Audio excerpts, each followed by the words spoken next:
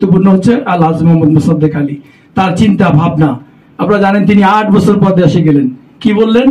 যে আমি যতদিন বেঁচে থাকবো, তোমরা যতদিন বেঁচে আসো, এনটিভিতে থাকবে, আমরা মিলেমিশে থাকবো। সৌদি আরবের রিয়াদে এনটিভির 22তম বর্ষ পদার্পণ, জন্ম উৎসব ও প্রবাস বিনোদন পর্ব 23 এর চূড়ান্ত প্রস্তুতি সম্পন্ন।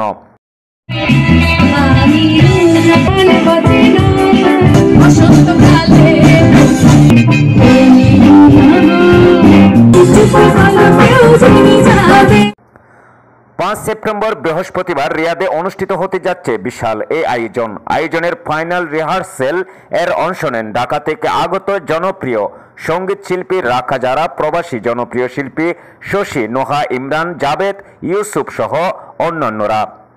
আয়োজকরা আশা করেন এই আয়োজনটি হবে রিয়াদে অত্যন্ত জমকালো ও প্রাণবন্ত।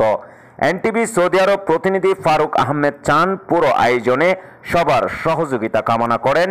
তিনি আগামীতে ও প্রবাসীদের আনন্দ বিনোদন দেওয়ার দ্বারা অব্যাহত থাকবে বলে আশা পোষণ করেন।